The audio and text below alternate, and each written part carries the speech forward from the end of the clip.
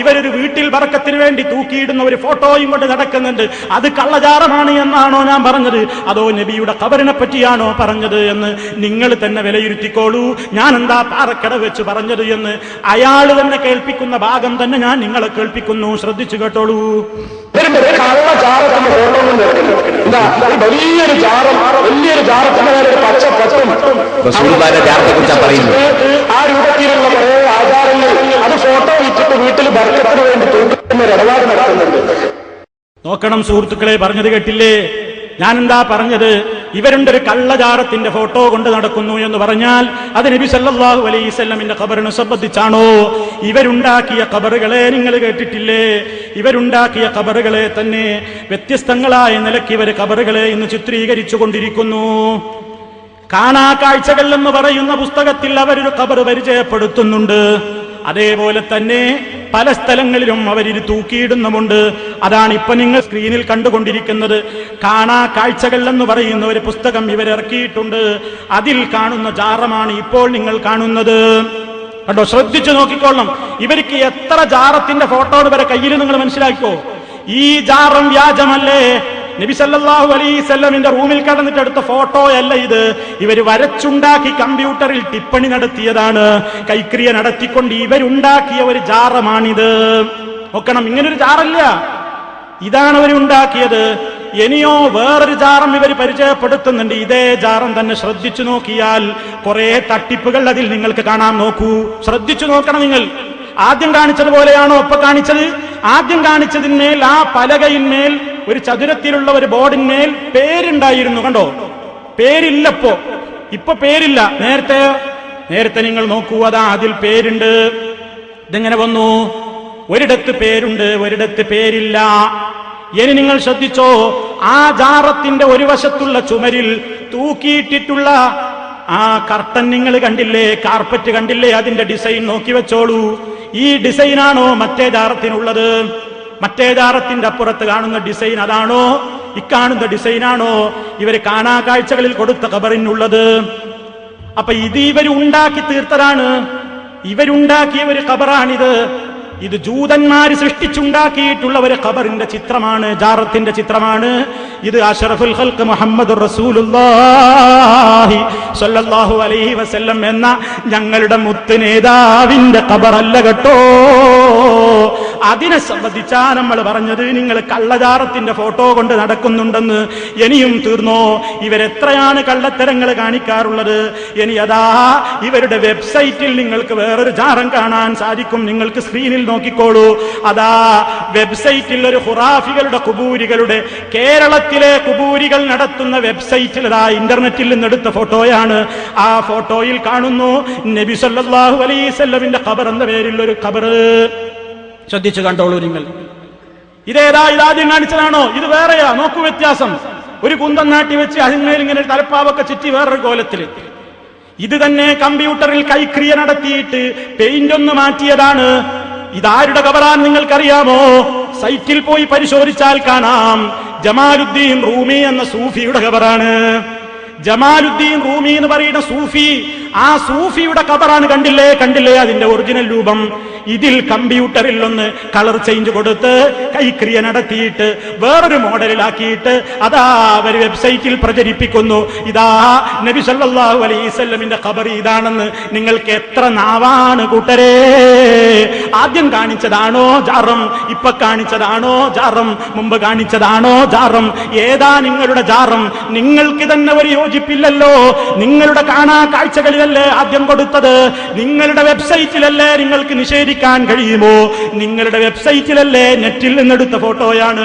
അതിലല്ലേ നിങ്ങൾ കമ്പ്യൂട്ടറിൽ കൈക്രിയ നടത്തിക്കൊണ്ട് നിങ്ങൾ ആ ഫോട്ടോയിലതാ പ്രത്യേകമായ രൂപത്തിലൊരു മാറ്റം വരുത്തിക്കൊണ്ട് കണ്ടില്ലേ? ഇതാ കാണാ കാഴ്ചകൾ എന്ന് പറയുന്ന പുസ്തകമാണ് നിങ്ങൾ ഈ കാണുന്നത്. സുഹൃത്തുക്കളെ, അതിൽ വേറെ എന്തൊക്കെ തട്ടിപ്പുകൾ ഉണ്ട് എന്നറിയാമോ? ഈ കാണാ കാഴ്ചയെ പറ്റി. അപ്പോ ഞാൻ ഇതുകൂടി പറഞ്ഞു അവസാനിപ്പിക്കട്ടെ സുഹൃത്തുക്കളെ. ഈ നിലക്കുള്ള കള്ളജാറങ്ങളെയാണ് ഇവരെ മുത്ത് മുസ്തഫയുടെ ഖബറാണെന്ന് പരിചയപ്പെടുത്തുന്നത്. ഇതിനെയല്ലേ നമ്മൾ എതിർത്തിട്ടുള്ളത്? അള്ളാഹുവിന്റെ റസൂലിന്റെ പേരിലല്ലേ കളവ് പറയുന്നത്? നബി സല്ലല്ലാഹു അലൈഹി വസല്ലമിന്റെ പേരിലും പ്രവാചകൻ സല്ലല്ലാഹു അലൈഹി വസല്ലമിന്റെ സ്വഹാബ കിറാമൊന്നും ഈ നിലക്കിത് ചെയ്തിട്ടില്ല എന്ന് തെളിവുകളിലൂടെ നിങ്ങൾ മനസ്സിലാക്കിയതല്ലേ? അതൊക്കെ കഴിഞ്ഞ പ്രസംഗത്തിൽ ഞാൻ പറഞ്ഞിരുന്നു. കാണാകാഴ്ചകൾ എന്ന ഈ പറയുന്ന ജാരങ്ങളെ സംബന്ധിച്ചുള്ള ഈ പ്രസിദ്ധീകരണത്തിന്റെ എഡിറ്റർ കൂടിയാണ് ബഹുമാനനായ അലവി സഖാഫി ഉസ്താദ്. അപ്പൊ ഈ ജാതി തട്ടിപ്പുകളും കൃത്രിമങ്ങളും വെട്ടിപ്പുകളുമാണ് കിതാബിലാകട്ടെ ക്ലിപ്പിലാകട്ടെ എവിടെയും നടത്തുന്നത്. ഇനിയുണ്ട് എൻ്റെ അടുത്ത് ഒരുപാട് ഉദാഹരണങ്ങൾ. സമയമല്ല, അദ്ദേഹത്തെ പോലെ 12:30 വരെ സംസാരിക്കാൻ പറ്റില്ലല്ലോ. ഇവിടെ മറ്റു സമുദായക്കാരല്ലാത്തവരൊക്കെ ഉറങ്ങുന്നുണ്ട്. നിയമവും സംഗതിയൊക്കെ നമുക്ക് ബാധകമാണല്ലോ. അതുകൊണ്ട് ഞാൻ മുന്നോട്ട് പോണില്ല. എന്നിട്ട് ഇവരുടെ അവകാശവാദം എന്താ അറിയോ? ഞങ്ങൾ മുൻഗാമികളുടെ തൗഹീദിലാണ്, ഞങ്ങൾ റസൂൽ സല്ലല്ലാഹു അലൈഹി വസല്ലം പഠിപ്പിച്ച തൗഹീദിലാണ്, ഞങ്ങൾ യഥാർത്ഥ ലാ ഇലാഹ ഇല്ലല്ലാഹുവിലാണ്, ഞങ്ങൾക്കത് മതി എന്നാണ്. അങ്ങനെയും ഒരു വാചകമുണ്ട്, നിങ്ങളത് കേട്ടോളൂ. അവിടെ നമ്മൾ അടിസ്ഥാനപരമായി പറയുന്നത് എന്താ? തൗഹീദ് പഠിപ്പിക്കേണ്ടത് റസൂലുള്ളയാണ്. ആ റസൂല പഠിപ്പിച്ച് കേട്ട സ്വഹാബത്താണ്. അവരെ കണ്ടത് താബീയങ്ങളാണ്, അവരെ അനുഭവിച്ച് താബീയങ്ങളാണ്. ആ തലമുറയിൽ ഇമാമിയങ്ങൾക്കൊന്നും കിട്ടാത്തൊരു തൗഹീദ് നമുക്ക് വേണ്ട. ഓല് പറയാത്തൊരു വിശദീകരണേ നമ്മൾ കേൾക്കണ്ട. ഓൽക്കില്ലാത്തൊരു ഈമാനെ നമുക്ക് ഉണ്ടാകണ്ട. അതുകൊണ്ട് പൂർവികരായ സലഫിനെ ഖലഫിനെ ഒക്കെ അംഗീകരിക്കണം. അത് നിങ്ങൾ വിട്ടു, അതാ നിങ്ങൾക്ക് പറ്റിയ കുഴപ്പോ. ആരാ വിട്ടത്? ആരെടുത്താണ് റസൂൽ സല്ലല്ലാഹു അലൈഹി വസല്ലം തങ്ങൾ പഠിപ്പിച്ച തൗഹീദ് ഉള്ളത്? നിങ്ങൾ തെളിയിക്കണം. ഞാനിവിടെ ചില ഭാഗങ്ങൾ കാണിക്കുന്നു. ആ കാണിക്കുന്നത് മുത്ത് റസൂലുള്ളാഹി പഠിപ്പിച്ച തൗഹീദാണോ? റസൂൽ സല്ലല്ലാഹു അലൈഹി വസല്ലം തങ്ങളോ അമ്പിയാക്കളോ പ്രവാചകന്റെ സ്വഹാബത്തോ പഠിപ്പിച്ചതാണോ? നോക്കൂ നിങ്ങൾ. ഖബറിന്റെ അരികിൽ പോയി പൊട്ടിക്കരയുന്ന ഒരു മനുഷ്യൻ, ഖബറിന്റെ അരികിൽ പോയി പൊട്ടിക്കരയുന്ന ഈ മനുഷ്യനും നമ്മളുമൊക്കെ ജീവിതത്തിൽ 17 തവണ എടുക്കുന്ന പ്രതിജ്ഞ എന്താ? ഇയ്യാക നഅ്ബുദു വഇയ്യാക നസ്തഈൻ, നിന്നെ മാത്രം ആരാധിക്കുന്നു, നിന്നോട് മാത്രം സഹായതേട്ടം നടത്തുന്നു എന്നാണ് പ്രതിജ്ഞ. 17 തവണ എടുക്കുന്നു. ആഗ്രഹങ്ങളും മോഹങ്ങളുമായി അതിന്റെ അപേക്ഷാ ഫോറം പൂരിപ്പിച്ച് ഈ പാവപ്പെട്ട മനുഷ്യനെ ഖബർപുരകളിലേക്ക് കൊണ്ടുപോകുന്നത് ആരാണ്? മുത്ത് റസൂലുള്ളാഹി പഠിപ്പിച്ചിട്ടുണ്ടോ? ഉണ്ടോ പ്രിയപ്പെട്ടവരെ? മാത്രമല്ല, നോക്കൂ നിങ്ങൾ, ഖബറിന്റെ മുന്നിൽ റുക്കൂ ചെയ്യുന്നത് പോലെ തന്നെ ഖബറിന്റെ അരികിൽ പോയി പ്രാർത്ഥനകൾ നടത്തിക്കൊണ്ടിരിക്കുന്നു സമുദായം. എന്താ അല്ലാഹു കൊടുത്ത ഓഫർ? സമുദായത്തിന്, ലോകത്തുള്ള മുഴുവൻ മനുഷ്യർക്കും റബ്ബ് കൊടുത്ത ഓഫർ 2-ാമത്തെ അധ്യായം സൂറത്ത് ബഖറയുടെ 186-ലുണ്ട്. വൈദാ സഅലക ഇബാദി അന്നീ ഫഇന്നീ ഖരീബ്, എന്റെ അടിമകൾ എന്നെ കുറിച്ച് അങ്ങയോട് ചോദിച്ചാൽ അങ്ങ് പറയണം നബിയേ, ഇന്നീ ഖരീബ്, ഞാൻ സമീപസ്ഥനാണ്. ഉജീബു ദഅവത്തദ്ദാഇ, പ്രാർത്ഥിക്കുന്നവന്റെ പ്രാർത്ഥനയ്ക്ക് ഞാൻ ഉത്തരം നൽകും. ഫല്ലസ്തജീബൂ ലീ, അതുകൊണ്ട് അവരെന്നോട് പ്രാർത്ഥിക്കട്ടെ. ഫല്യുമിനു ബി, അവരെന്നെ വിശ്വസിക്കട്ടെ. ലഅല്ലഹും യർശുദൂൻ, അവർ നേർമാർഗത്തിലെത്തിപ്പെട്ടേക്കാം, അവർക്ക് വെളിച്ചം ലഭിച്ചേക്കാം. ഭാര്യയ്ക്ക് രോഗമാണ്, മോന് ബുദ്ധിമുട്ടാണ്, ഭർത്താവ് ആക്സിഡന്റിലായി, ആക്സിഡന്റിന്റെ ഫലമായി അനന്തമായി വീട്ടിൽ കഴിയുകയാണ്. അത്തരം ആളുകൾ ഖബറിങ്ങിലേക്കല്ല പോകേണ്ടത്, അല്ലാഹുവോടാണ് പ്രാർത്ഥിക്കേണ്ടത്. വഖാല റബ്ബുക്കും, നിങ്ങളെ രക്ഷിതാവ് പറഞ്ഞിരിക്കുന്നു, ഉദ്ഊനി, നിങ്ങൾ എന്നോട് തേടിക്കോ, അസ്തജിബ് ലക്കും, ഞാൻ നിങ്ങൾക്ക് ഉത്തരം നൽകും. ഇന്നല്ലദീന യസ്തക്ബിറൂന അൻ ഇബാദതി, എന്നോട് പ്രാർത്ഥിക്കാതെ ധിക്കാരികളും അഹങ്കാരികളുമായി പോകുന്നവർ സയദ്ഖുലൂന ജഹന്നമ ദാഖിരീൻ, അവർ നിന്ദ്യരായി നരകത്തിൽ പ്രവേശിക്കും. ഉസ്താദേ, ഒരുപാട് തെറ്റുകൾ ചെയ്തിട്ടുണ്ട്. ഭാര്യ ഒരു വയസ്സുള്ള കുട്ടിയുള്ളത് കൊണ്ട് വീണ്ടും പ്രഗ്നന്റ് ആയപ്പോൾ അബോർഷൻ ഞാൻ നടത്തിച്ചിട്ടുണ്ട്. എന്റെ പുഞ്ചോമന ആ ഭാര്യയുടെ ഗർഭപാത്രത്തിൽ അബോർഷന് വിധേയനാകുമ്പോ ഉപ്പച്ചിയെ, ഉമ്മച്ചിയെ, എന്തിനാണ് എന്നെ കൊല്ലുന്നത് എന്ന് ആർത്ത് വിളിച്ചിട്ടുണ്ടാകും. വൈദൽ മൗഊദതു സുഇലത്ത് ലിയയ്യി ദംബിൻ ഖുതിലത്ത്, പരലോകത്ത് വരുമ്പോ എന്തിനെന്നെ കൊന്നു എന്ന് എന്റെ കൈപിടിച്ച് ചോദിക്കുന്ന തിന്മ ഞാൻ ചെയ്തിട്ടുണ്ട്. കൂട്ടുകാരുടെ കൂടെ കൂടിയപ്പോ മദ്യപിച്ചിട്ടുണ്ട്. ഇതാ ഒരുപാട് ഗാനമേളകൾക്ക് നേതൃത്വം കൊടുത്തിട്ടുണ്ട്. മദ്യത്തിന്റെയും വ്യഭിചാരത്തിന്റെയും കൂടെ പറഞ്ഞ സംഗീത പരിപാടികളിൽ പങ്കെടുത്തിട്ടുണ്ട്. നാട്ടിൽ 100,000 നന്മകൾ ആവശ്യമുണ്ടായിരിക്കെ, നാട്ടിൽ വിധവകൾ ഉണ്ടായിരിക്കെ, അനാഥരുണ്ടായിരിക്കെ, പ്രയാസപ്പെടുന്ന രോഗികൾ ഉണ്ടായിരിക്കെ അവർക്ക് കൊടുക്കേണ്ട ക്യാഷ് പടക്കമായി പൊട്ടിച്ച് തീർത്തിട്ടുണ്ട്, ചെണ്ടയായി കൊട്ടി തീർത്തിട്ടുണ്ട്, അതിന് ശബ്ദ സംവിധാനങ്ങൾ ചെയ്തിട്ടുണ്ട്. ഒരു നേരത്തെ മരുന്നിന്റെ കാശില്ലാതെ മെഡിക്കൽ ഷോപ്പിൽ നിന്ന് തിരിച്ചു പോന്നി വേദനാ സംഹാരി പോലും കുടിക്കാൻ കഴിയാതെ രോഗത്തിന്റെ വേദന അനുഭവിക്കുന്ന ചെറ്റക്കുടിലെ മനുഷ്യന്മാർക്ക് അടുത്ത ജൂൺ മാസം വരുമ്പോൾ അവരുടെ വീട്ടിൽ മഴ പെയ്യാതെ കിടന്നുറങ്ങാൻ സാധിക്കാത്ത വീടുകളുടെ പുനരുദ്ധാരണത്തിന് വേണ്ടി ചെലവഴിക്കേണ്ട എന്റെ യുവത്വത്തെ ഞാൻ വേണ്ടാത്ത ഗാനമേളങ്ങൾക്കും സംവിധാനങ്ങൾക്കും കൊടുത്തിട്ടുണ്ട്. ഇനി ഞാൻ ചോദിച്ചാൽ തരുമോ എന്നാണോ, പാപിയായി ഞാൻ ചോദിച്ചാൽ തരുമോ എന്നാണോ?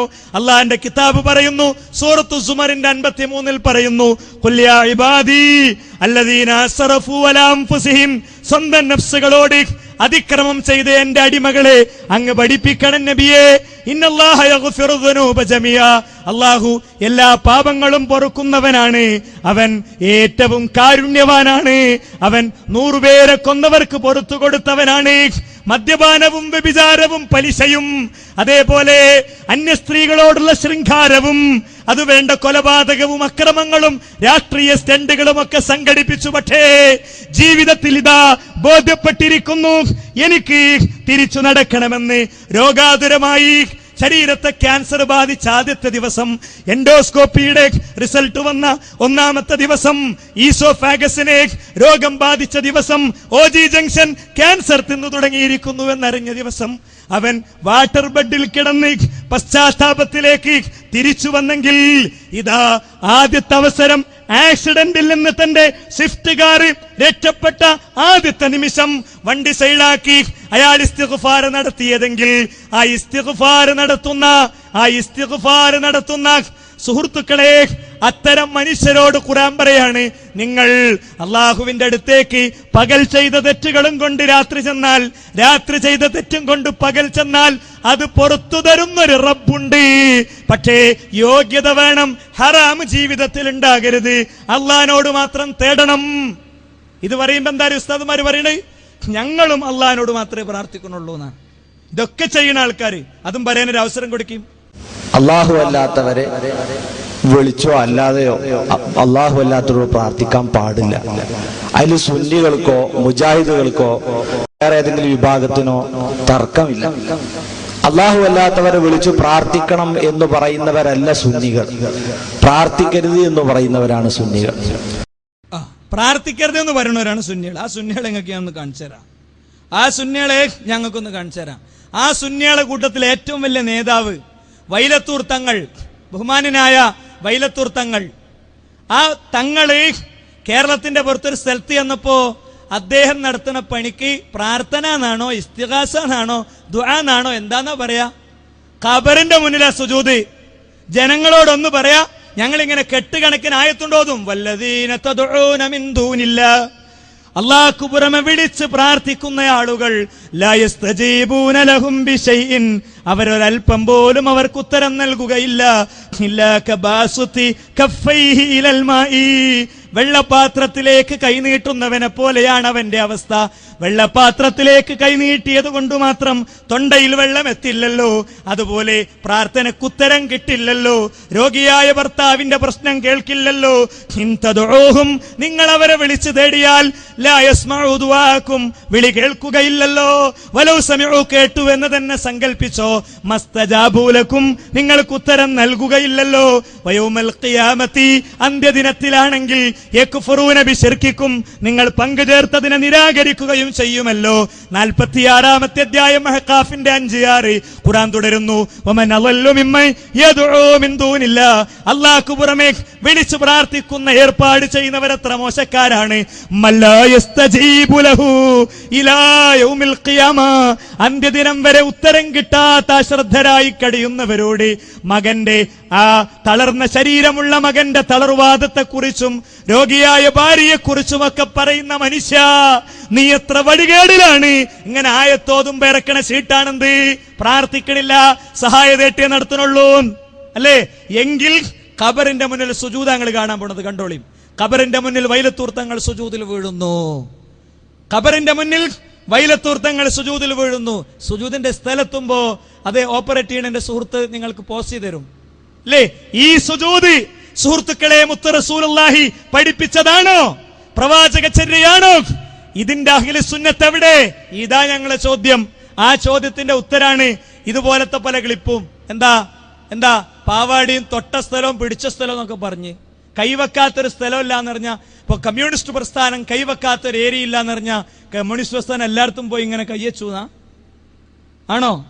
അതല്ലെങ്കിൽ ഇവിടെ മുസ്ലിം ന്യൂനപക്ഷങ്ങൾക്ക് വേണ്ടി ഇന്ത്യൻ യൂണിയൻ മുസ്ലിം ലീഗ് കൈവെക്കാത്തൊരു ഏരിയയും ഇല്ല എന്ന് പറഞ്ഞാൽ അതിന്റെ അർത്ഥം അതാ? എന്താണ് സുഹൃത്തുക്കളെ ഈ ദുർവ്യാഖ്യാനം? ഇതൊക്കെ പണ്ഡിതന്മാർക്ക് ചേർന്നതാണോ? ഇത്തരം ആൾക്കാരെ എങ്ങനെ ഖബറിന്റെ മുന്നിൽ സുജൂദിൽ വീഴുന്ന, രണ്ടാമത് പെന്മൾ അബ്ദുൽ ഖാദർ മുസ്ലിയാർ SYSന്റെ പ്രസിഡന്റ് ഖബർ തൊട്ടുമുത്തുക, ഇങ്ങനെ ഖബർ തൊട്ടുമുത്തുന്ന ഇത്തരം ആൾക്കാരെയാണല്ലോ ദക്ഷിണയിലെ ഒരു വിഭാഗം പണ്ഡിതന്മാര് കൂടെ കൂട്ടിയത് എന്നോർക്കുമ്പോൾ എനിക്ക് അത്ഭുതം തോന്നാണ്. ഇത് ശിർക്കല്ല എന്ന് ദക്ഷിണയിലെ ഇവിടെ വന്ന് അദ്ദേഹത്തെ കൊണ്ട് പ്രസംഗിപ്പിച്ച ആ വിഭാഗത്തിലെ പണ്ഡിതന്മാർക്ക് അഭിപ്രായമുണ്ടോ? നിങ്ങൾ ജനങ്ങളോട് വ്യക്താക്കണം. നിങ്ങളെ ബുദ്ധിമുട്ടാക്കാൻ വേണ്ടി പറയല്ലേ ഞാൻ. നിങ്ങളെ വിശ്വസിച്ച് പിന്നിൽ നിന്ന കുറെ ആളുകളുണ്ടല്ലോ, അവര് കുല്ലുഹുമാതിഹി യൗമൽ ഖിയാമത്തി ഫർദ, ഒറ്റയ്ക്കെന്നെ വരുള്ളൂ, ഒരു ഉസ്താദും കൂടെ ഉണ്ടാവില്ല. അതുകൊണ്ട് പറയാണ് അല്ലേ? അതുകൊണ്ട് വളരെ വേദനയോടുകൂടെ പറയാണ് സുഹൃത്തുക്കളെ, ഇനി മരവും കല്ലുമില്ലേ, മരമില്ലേ, കല്ലില്ലേ, ഇങ്ങനെ പലതിനെയും പ്രാർത്ഥിക്കുന്നില്ലേ? ഇല്ലേ സുഹൃത്തുക്കളെ? ഇത് ചെയ്യുന്നവരോട് പറഞ്ഞിട്ടുണ്ടോ? എന്താ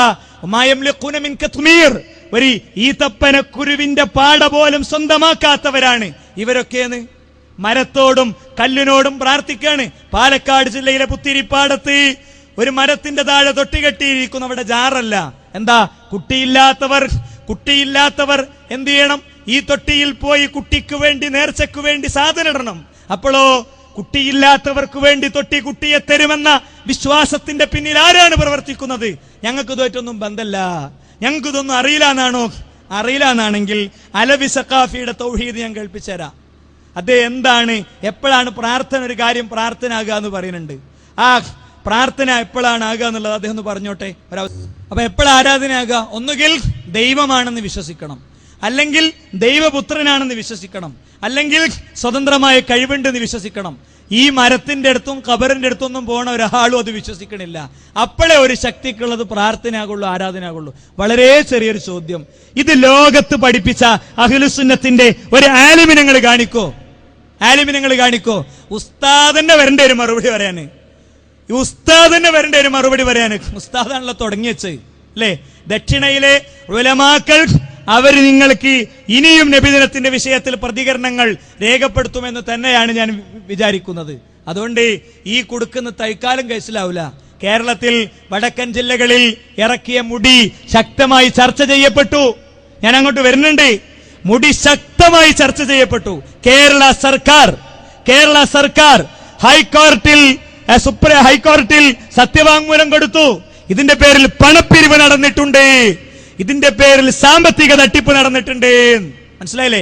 ആ കൂട്ടരെയാണല്ലോ ദക്ഷിണയിലെ ഒരു വിഭാഗം പണ്ഡിതന്മാര് കൂട്ടിയതെന്ന് ഓർക്കുമ്പോഴാണ് എനിക്ക് സങ്കടം. മനസ്സിലായില്ലേ?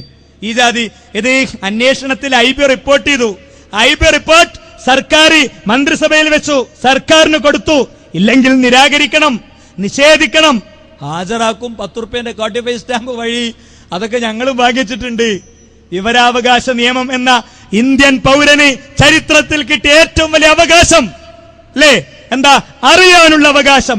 സർക്കാരിന്റെ ഫയലിൽ കിടക്കുന്ന ഡീറ്റെയിൽസ് അത് അറിയാനുള്ള അവകാശം, അത് ഉപയോഗിച്ചിട്ടുണ്ട് ഞങ്ങള്. ഇപ്പൊ ഞങ്ങളൊരു ചട്ടിയും കൊണ്ടുവന്നിട്ടുണ്ട്. ഈ വിഷയം ഞാൻ പറയുമ്പോൾ ഞാൻ കുറച്ച് റോങ് ആവും. മനസ്സിലായില്ലേ? മുടിന്റെയും ചട്ടിന്റെ ഒക്കെ വിവരം പറയും. എന്താ കാരണം എന്നറിയോ? മുത്ത് റസൂലുള്ളാഹിനെ മാർക്കറ്റിൽ വെച്ച് കച്ചവടം ചെയ്തിട്ട് അതുകൊണ്ട് AC കാറും കുടുംബവും അലങ്കാരവുമാകാൻ ചില ആൾക്കാർ തീരുമാനിച്ചെങ്കിൽ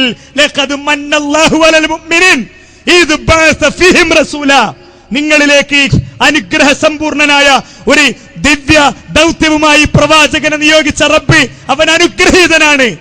ആ റബ്ബിന്റെ കാരുണ്യത്തെ കച്ചവടത്തിന് വെച്ചവർക്ക് മാപ്പില്ല എന്നുള്ളതുകൊണ്ട് തന്നെയാണ് അങ്ങനെ പറയുന്നത്. അഫ്വൻ, നിങ്ങൾ എന്നോട് ക്ഷമിക്കുക, എനിക്ക് നിങ്ങളെക്കാൾ എല്ലാരെക്കാളും മുത്ത് റസൂലുള്ളാഹിനോട് സ്നേഹമുണ്ട്, നമുക്ക് എല്ലാവർക്കും ഉണ്ട്. അതുകൊണ്ട് അല്പ വരികൾ ഇത്തിരി വൈകാരികമായി പോവുമെങ്കിൽ നിങ്ങൾ ക്ഷമിക്കുക സുഹൃത്തുക്കളെ. അപ്പൊ ഇവരെ തൗഹീദിന്റെ കോലാത്. ഇനി ഒരു സംശയം, അള്ളഹാനോടാണോ ശൈഖിനോടാണോ ചോദിക്കണത് ഏറ്റവും നല്ലതെന്ന ചോദ്യം, നിങ്ങൾ എന്താ ഉത്തരം പറയാം? ഏതെങ്കിലും മൂമിന് സംശയിക്കോ? അള്ളഹാനോട് ചോദിക്കണ തന്നെയെന്നല്ലേ പറയാ. പക്ഷേ ഉസ്താദ് എന്താ പറയണത് നിങ്ങൾ കേട്ടോളി.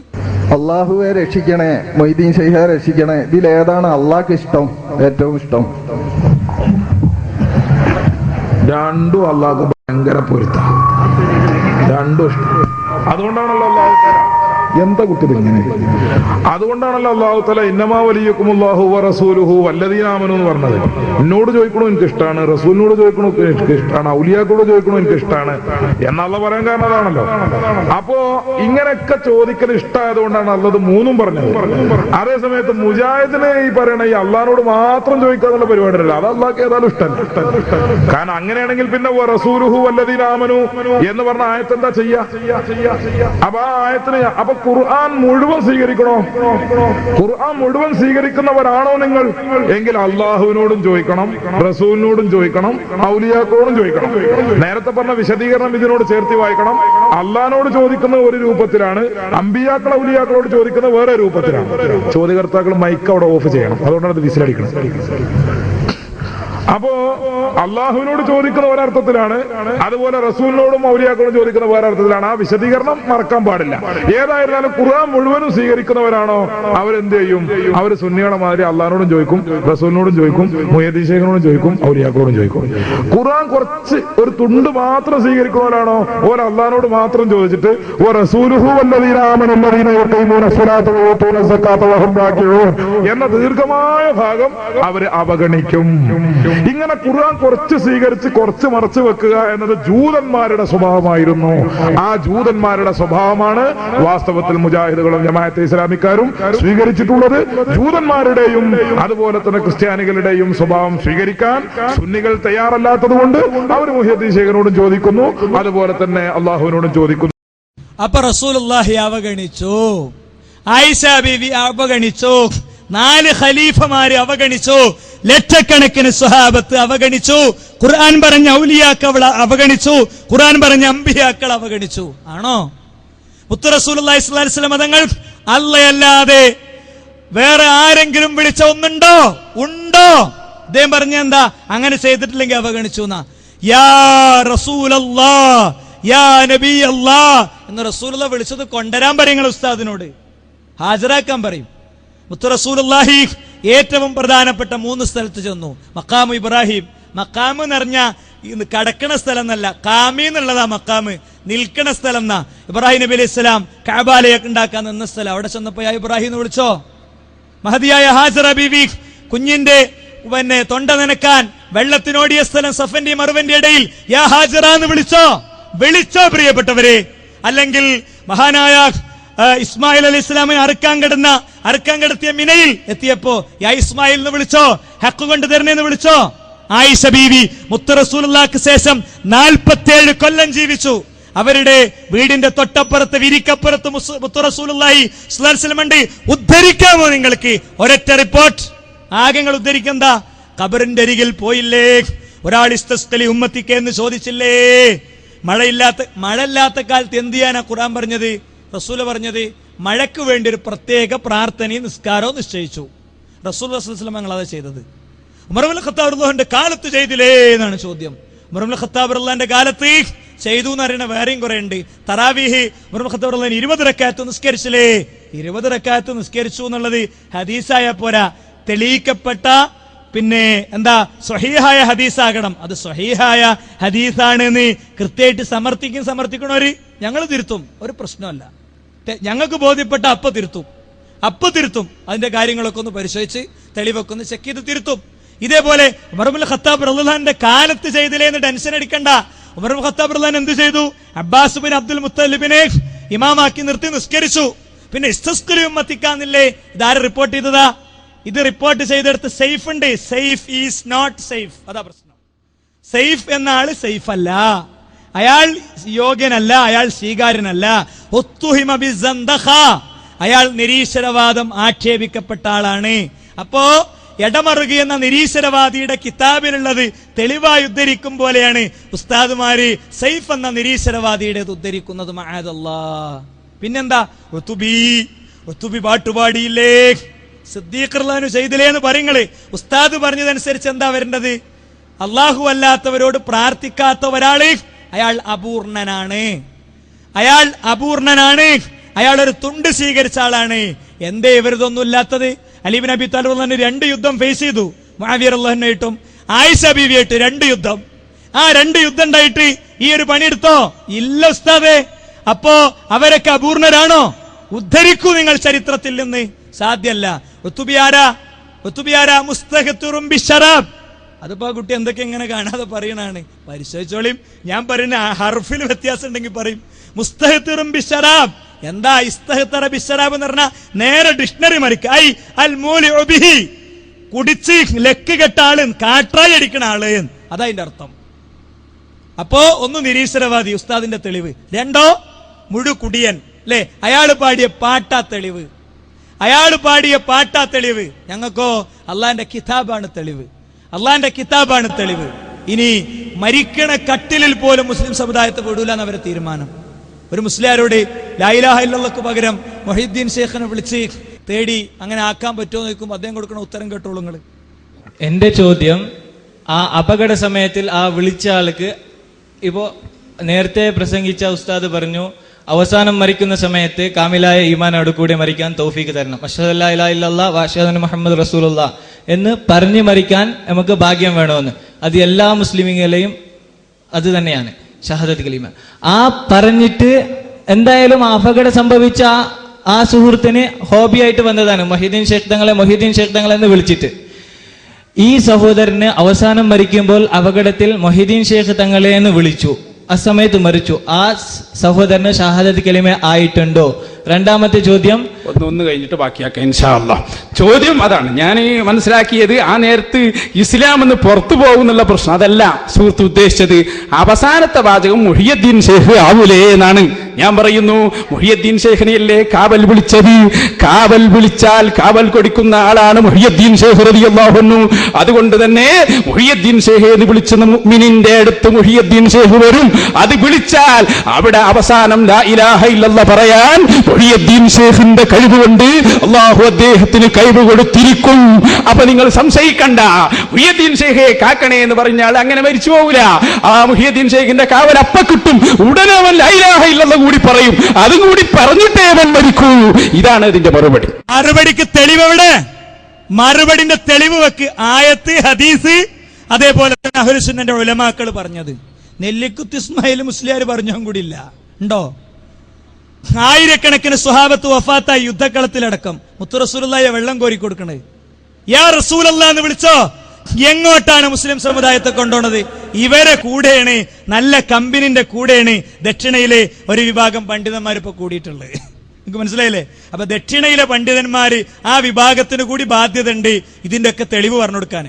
നാളെ മുതൽ നിങ്ങൾ പറഞ്ഞു കൊടുത്തോളണം, ജനങ്ങൾക്ക് വിശദീകരിച്ചു കൊടുത്തോളണം. മനസ്സിലായില്ലേ?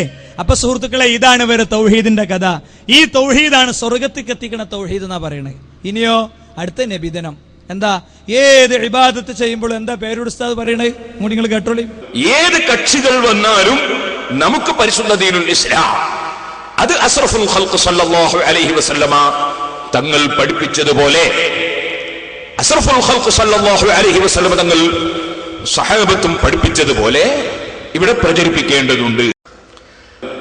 ഏത് കക്ഷികൾ വന്നാലും നമുക്ക് പരിശുദ്ധ ദീനുൽ ഇസ്ലാം, അത് അസ്റഫുൽ ഖൽഖ് സല്ലല്ലാഹു അലൈഹി വസല്ലമ തങ്ങൾ പഠിപ്പിച്ചതുപോലെ, അസ്റഫുൽ ഖൽഖ് സല്ലല്ലാഹു അലൈഹി വസല്ലമ തങ്ങൾ സഹാബത്തും പഠിപ്പിച്ചതുപോലെ ഇവിടെ പ്രചരിപ്പിക്കേണ്ടതുണ്ട്. പ്രചരിപ്പിക്കേണ്ടതുണ്ട്, അതിൽ സംശയമൊന്നുമില്ല. നബിദിനോ റസൂൽ സല്ലല്ലാഹു അലൈഹി വസല്ലം തങ്ങൾ പഠിപ്പിച്ചത് എവിടെ? റസൂലുള്ളാഹി സ്വല്ലല്ലാഹു അലൈഹി വസല്ലം തങ്ങൾ ചെയ്തോളൂ എന്ന് പറഞ്ഞത്, റസൂലുള്ളാഹി സ്വല്ലല്ലാഹു അലൈഹി വസല്ലം തങ്ങൾ ചെയ്ത് കാണിച്ചത്, റസൂലുള്ളാഹി സ്വല്ലല്ലാഹു അലൈഹി വസല്ലം തങ്ങൾ മൗനാനുവാദം കൊടുത്തതുണ്ടോ? അതിനാ സുന്നത്ത് എന്ന് പറയാ അല്ലേ? ജമുൽ ജവാമിഉ കൃത്യമായി പറഞ്ഞു. എന്താ പറഞ്ഞത്? അഖ്വാലു മുഹമ്മദിൻ സ്വല്ലല്ലാഹു അലൈഹി വസല്ലം വഅഫ്ആലുഹു വതഖ്രീറാത്തുഹു. പ്രവാചകൻ സ്വല്ലല്ലാഹു അലൈഹി വസല്ലം തങ്ങളുടെ വാക്ക്, പ്രവൃത്തി, അംഗീകാരം അല്ലെ ജമ്മ ഉസൂലിലുള്ള ഒരു അടിസ്ഥാന കിതാബാണല്ലോ. അത് പറഞ്ഞതനുസരിച്ചുള്ള ഉണ്ടോ സുഹൃത്തുക്കളെ? ഉണ്ടോ എന്നത് നമ്മൾ കൃത്യമായി പരിശോധിക്കണം. അപ്പൊ പേരോട് ഉസ്താദ് തന്നെ പറയാ, റസൂൽ സല്ലല്ലാഹു അലൈഹി വസല്ലം തങ്ങൾ ചെയ്തതുണ്ടോ എന്ന് ചോദിച്ചപ്പോ, പേരോട് ഉസ്താദ് തന്നെ പറയണത് എന്താ? ചെയ്തതില്ല എന്നാ. മൂപ്പരന്നെ പറയണതോ അങ്ങനെ വേണമെന്നാ, ചെയ്തതില്ല എന്ന് അദ്ദേഹം പറയണ. നിങ്ങൾ കേട്ടോളി. മൗലവിമാര് പറഞ്ഞെന്താ? മുഹമ്മദ് നബിയുടെ ജന്മദിനം ആഘോഷിക്കണ്ട, ജന്മദിനം ആഘോഷിക്കണമെന്ന് മുഹമ്മദ് നബി പറഞ്ഞിട്ടില്ലല്ലോ. ഏതെങ്കിലും ഒരു നേതാവ് പറയും എന്റെ ജന്മദിനം ആഘോഷിക്കണോ എന്ന് പറഞ്ഞാൽ അവൻ ആർ നേതാവ്? അയാളിന്റെ ഒരു പ്രത്യേക പൊങ്ങച്ചക്കാരനല്ലേ ആവുക? അതുപോലെ ഞാൻ നേതാവ് ഉണ്ടാവും. അപ്പോ ഏതെങ്കിലും ഒരു നേതാവ് സ്വന്തം ആഘോഷിക്കോന്ന വേണ്ട. റസൂൽ സല്ലല്ലാഹു അലൈഹി വസല്ലം തങ്ങൾ ആഘോഷിച്ചത് റസൂലുള്ളാഹിയുടെ പേരിലുള്ള ആഘോഷം തന്നെ ആയിട്ടാണെന്നാണോ? മുത്ത റസൂലുള്ളാഹി അവിടുത്തെ പേരിൽ സ്വലാത്ത് ചൊല്ലിയിട്ടില്ലേ? അല്ലാഹുമ്മ സ്വല്ലി അലാ മുഹമ്മദിൻ വഅലാ ആലി മുഹമ്മദ് എന്ന് പറയുന്ന സ്വലാത്ത് റസൂൽ കരീം സല്ലല്ലാഹു അലൈഹി വസല്ലം തങ്ങൾ ചൊല്ലിയിട്ടുണ്ട് ഉണ്ടല്ലോ. അപ്പൊ റസൂലുള്ളാഹിന്റെ പേരിൽ സ്വലാത്ത് ചൊല്ലിയിട്ടില്ലേ? ഇതെന്താ അല്ലാത്തത്? ഇനി അത് വേണ്ട, ചോദ്യങ്ങൾ ഇവിടെ പ്രസക്താണ്. റസൂൽ സല്ലല്ലാഹു അലൈഹി വസല്ലം തങ്ങളുടെ ശേഷം 4 ഖലീഫമാർ 29 കൊല്ലം ഭരിച്ചു. ടോട്ടൽ എത്ര? 2 കൊല്ലം സിദ്ദീഖ് റളിയല്ലാഹു അൻഹു, 10 കൊല്ലം ഉമർ ഇബ്നു ഖത്താബ് റളിയല്ലാഹു അൻഹു, 12 കൊല്ലം ഉസ്മാൻ ഇബ്നു ഗഫ്ഫാൻ റളിയല്ലാഹു അൻഹു, 5 കൊല്ലം അലി ബിൻ അബി ത്വാലിബ് റളിയല്ലാഹു അൻഹു. 29 കൊല്ലത്തിന്റെ ഇടയ്ക്ക് 29 വട്ടം വേണ്ട, 9 വട്ടം വേണ്ട, 2 വട്ടം വേണ്ട, അരവട്ടം മതി. ആഘോഷിച്ചതുണ്ടോ? ഉണ്ടോ? വല്ല നിലക്കുണ്ടോ? ഒരു നിലക്കുമില്ല. 40 ചില്ലാനം കൊല്ലം ആയിഷ ബീവി ജീവിച്ചു. ആയിഷ റളിയല്ലാഹു അൻഹ ആഘോഷിച്ചതുണ്ടോ? ഇല്ല. അപ്പൊ അതിനൊക്കെ കൂടുതൽ ഉത്തരം എന്താ അതിനൊക്കെ കൂടുതൽ ഉത്തരം ഹസനുൽ ബസ്രി പറഞ്ഞിട്ടുണ്ട് അങ്ങനെ ചെയ്യാൻ. ഹസനുൽ ബസ്രി പറഞ്ഞതിന്റെ സനദ് അടക്കം ഉദ്ധരിക്കുങ്ങള്, എന്നിട്ട് സനദ് തെളിയിക്കും. ഹസനുൽ ബസ്രിയെ ഉദ്ധരിച്ചതോടുകൂടെ ബാക്കി ആരുമില്ല എന്ന് വ്യക്തമായല്ലോ. മുജാഹിദുകളും അതേപോലെ തന്നെ ഇതിനെ എതിർക്കുന്ന മറ്റ് സംഘടനകളുടെ ആളുകളൊക്കെ ഇസ്ലാമിന്റെ പുറത്തേക്ക് പോണ മസലയാണിത്. എന്നിട്ട് നിങ്ങൾക്ക് എന്തേ സ്വഹാബത്തിനെ ഉദ്ധരിക്കാൻ കിട്ടാത്തത്? അസ്ലു അമലിൽ മൗലിദ് ബിദ്അ, നബിദിനാഘോഷ പരിപാടിയുടെ അടിത്തറ ബിദ്അത്താണ്. ലം തുൻഖൽ അമലുഹു അൻ അഹദിൻ മിനസ് സലഫി സ്സാലിഹ്. കുറിച്ചിട്ട് പരിശോധിക്കണം. എന്താ? ലം തുൻഖൽ അമലുഹു അൻ അഹദിൻ മിനസ് സലഫി സ്സാലിഹ്. മുൻഗാമികളിൽ നിന്ന് വന്നിട്ടില്ല. ഇബ്നു ഹജർ അസ്ഖലാനി പറഞ്ഞതാണ്, അല്ലദീന ലഹുമുൽ ഖുദ്വത്തു ഫിദ്ദീൻ അൽ മുതമസ്സികീന ബിആസാരിൽ മുതഖദ്ദിമീൻ. തൽക്കാലം കിതാബൊന്നുമില്ലാതെ നിങ്ങൾക്ക് ഇത് പറയാൻ പറ്റും. അല്ലദീന ലഹുമുൽ ഖുദ്വത്തു ഫിദ്ദീൻ, മതത്തിൽ പിൻപറ്റപ്പെടേണ്ടവർ. അവർ ആരും ഇത് ചെയ്തിട്ടില്ല. പിന്നെ ആരാണ്ടാക്കിയത്? ഫാക്കിഹാനി പറയാ, ഞാൻ പറയല്ല, പ്രത്യേകം ശ്രദ്ധിക്കുക. ഉസ്താദുമാരെ ഞാൻ ചീത്തറിഞ്ഞു പറയണ്ട. ഫാക്കിഹാനിന്റെ വാചകം എന്താ? അഹദസഹൽ ബത്താലൂൻ വശഹ്വതു നഫ്സിൻ വഅതന ബിഹൽ അക്കാലൂൻ. എന്താ? മെയ്യളകാതെ ജീവിക്കണമെന്ന് തീരുമാനിച്ച ചില ആൾക്കാരുണ്ടാക്കിയ ഏർപ്പാടാത്. ജോലി ചെയ്യാതെ ജീവിക്കണം തീരുമാനിച്ച തീറ്റക്കൊതിയന്മാരുണ്ടാക്കിയ ഏർപ്പാടാണത് അല്ലേ? എന്നിട്ട് എന്താ? താഴ്വയെ പറ്റി പറയാ, ഞങ്ങൾ പറഞ്ഞത് അതന്നെയാണ്. സുയൂത്തി ഇതിന് ചില അസലുണ്ട് എന്ന് പറഞ്ഞിട്ടുണ്ട്. ആ അസലുണ്ട് എന്ന് പറഞ്ഞ സുയൂത്തി അസലില്ല എന്ന് പറഞ്ഞ് ഇബ്നു ഹജർ അസ്ഖലാനി ഗണ്ണിക്കാൻ ശ്രമിച്ചിട്ടുണ്ട്. പക്ഷേ അസലെന്താ? ആയത്താണ്, ഹദീസാണ്, തെളിവാണ്, പ്രമാണാണ്. അത് കൊണ്ടുവരാൻ പറ്റിയിട്ടില്ല. അതെടുത്ത് ഉദ്ധരിക്കുങ്ങള്. റസൂൽ സല്ലല്ലാഹു അലൈഹി വസല്ലം തങ്ങളുടെ ജന്മദിന റസൂൽ തിങ്കളാഴ്ച ജനിച്ചു എന്നുള്ളതാ അതിന്റെ തെളിവ്. അന്ന് നോമ്പ് വിൽക്കാനാ പഠിപ്പിച്ചത്, അന്ന് വയറേറിയ ഭക്ഷണം കഴിക്കാനല്ല. പ്രവാചകൻ സല്ലല്ലാഹു അലൈഹി വസല്ലം തങ്ങൾ ജനിച്ച ദിവസത്തെ സംബന്ധിച്ച് അഭിപ്രായ വ്യത്യാസമുണ്ട്. 9 ആണ്, 11 ആണ്, 12 ആണ്, പല അഭിപ്രായ വ്യത്യാസമുണ്ട്. ഇല്ലെങ്കിൽ ഇല്ല എന്ന് അലവിസ്താദ് അടുത്ത തവണ പറയട്ടെ. എന്നാൽ മരണപ്പെട്ടത്, വഫാത്തായത്, തിരിച്ചുപോയത് റബീഉൽ അവൽ 12 എന്നതിലും ളുഹാ നിസ്കാരത്തിന്റെ നേരത്താണെന്നുള്ളതിലും തർക്കമല്ലല്ലോ. ളുഹപ്പള 8:30 മണി, അപ്പളാ നമ്മള് ദഫ് മുട്ടി ഇറങ്ങണേ. അപ്പൊ ആഘോഷിക്കണത് മുത്ത റസൂലുള്ളാഹിയുടെ മരണാണ് അല്ലേ? എന്റെ ഉപ്പച്ചിക്ക് എന്തോ വേദനയാണിത് എന്ന് പറയുമ്പോ റസൂലുള്ളാഹി പറയുന്നുണ്ട്, മോളെ ഫാത്തിമ, ഉപ്പച്ചിക്കിനൊരു വിഷമമല്ല, എല്ലാവരും ഉപദ്രവിച്ചു, ഞാൻ പോവാണ്, എനിക്കൊരു ബുദ്ധിമുട്ടില്ല അല്ലേ? പ്രവാചകൻ ആയിഷ ബീവിന്റെ മടിയിൽ കിടന്ന് കണ്ണുകൾ മലക്കുമ്പോൾ ആകാശലോകത്തിന്റെയും ഭൂമി ലോകത്തിന്റെയും ഇടയ്ക്കുള്ള സന്ദേശങ്ങൾ അവസാനിച്ചു. 1000 മെസ്സേജുകൾ, യുദ്ധമുന്നണിയിൽ പോലും കൊടുത്ത മെസ്സേജുകൾ.